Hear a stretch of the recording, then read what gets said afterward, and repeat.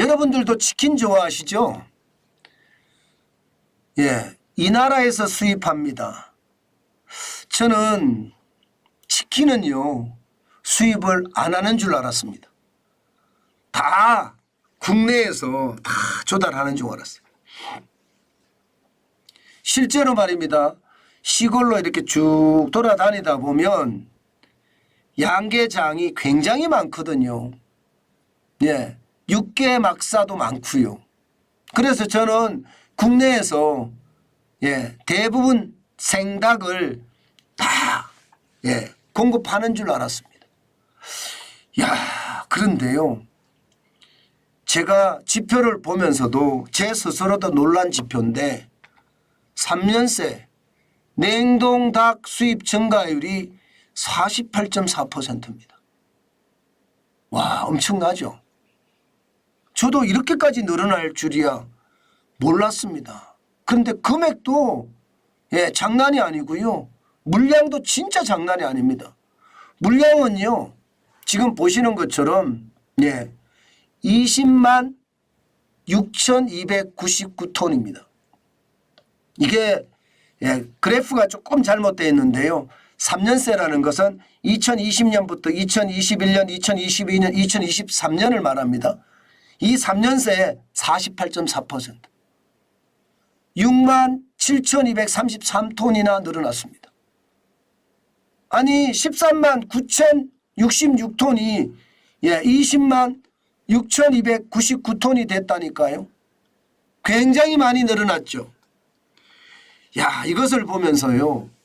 저는 두 가지 생각을 하게 됐습니다. 하나는요. 지금 시장이 굉장히 어렵구나. 왜 이렇게 생각하게 됐나 하면 물가가 워낙 많이 올라가니까. 물가에 적응하는 사람들이 생기기 시작했다는 겁니다. 지금 국산 생닭으로는 도저히 장사해서 남는 게 없다는 뜻으로 저는 읽히거든요. 그래서 해외 생닭을 쓴다는 거예요.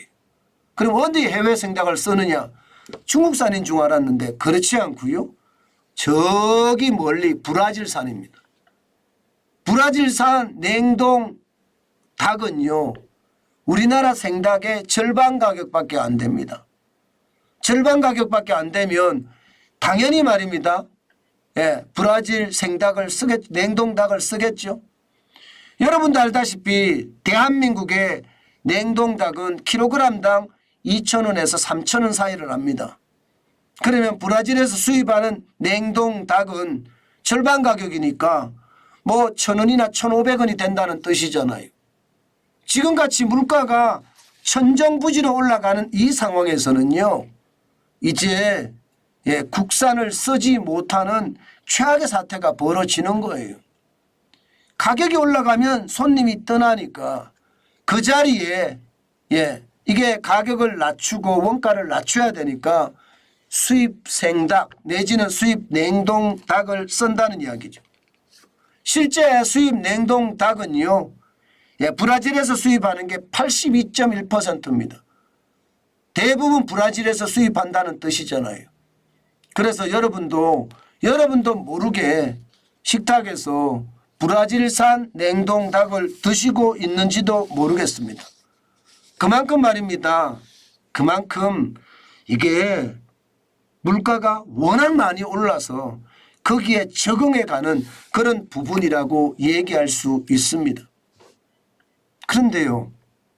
냉동닭만 이렇지 않습니다. 냉동닭만. 여러분 팜유도 보세요. 팜유도. 팜유가 기름 중에서는 가장 싸거든요. 뭐 해바라기 씨유 이러면 비쌉니다. 올리브유 비쌉니다. 두유 비쌉니다. 근데 팜유가 가장 싸요. 팜유 늘어나는 거 보세요. 2020년에 58만 7,126톤이었습니다. 그런데 2023년 1월에서 11월까지 62만 6,925톤. 이대로 가면요. 역대 최고가 될 거라고 합니다. 64만 톤이 넘어서면 역대 최고거든요. 역대 최고로 가요. 그러면 브라질산 냉동 닭을 가지고 와서 예, 올리브유에 튀기는 것이 아니라 팜유에 튀긴다. 이렇게 되는 건가요? 참 물가라는 게 진짜 생각하지 못하게 많이 올라간다는 것. 야, 이것은요, 어떻게 생각하면 충격입니다.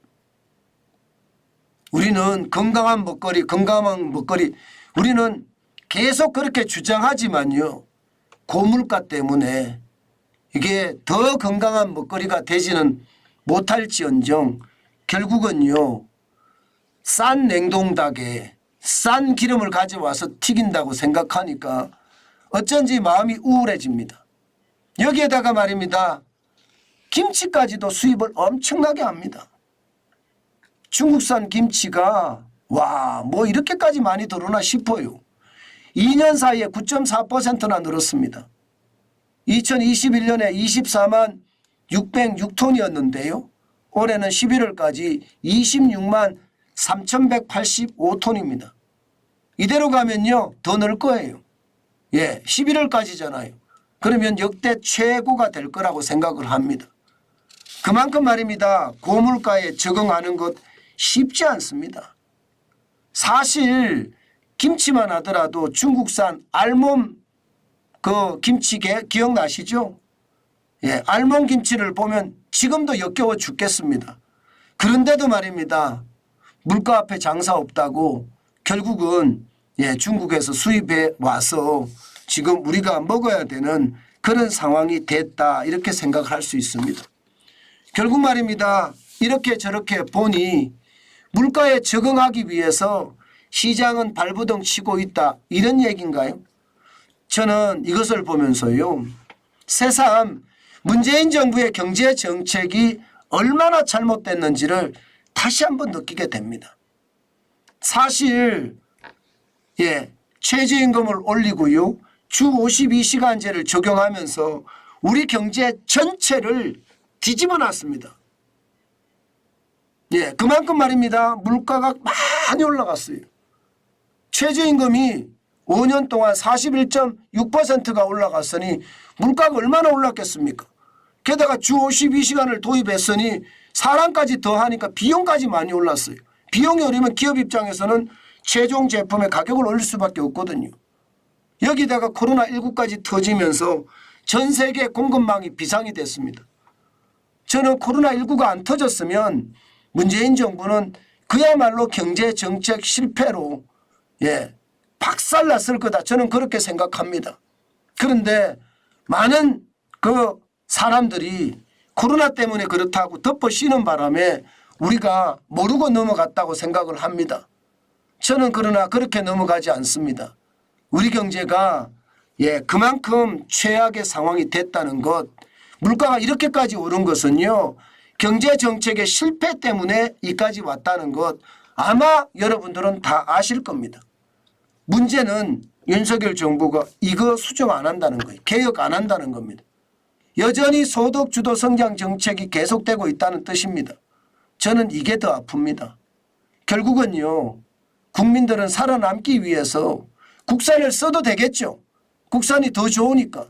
그러나 그 가격을 감당하지 못하는 사람들 때문에 결국은요, 싼 냉동닭 써야 되고요, 싼 기름 팜유 써야 되고요, 중국산 김치를 수입해야 되는 그런 최악의 상황이다, 저는 그렇게 생각합니다. 우리 경제가 좀 더 나아지려고 하면요, 개혁이 빨리 이루어져야 됩니다.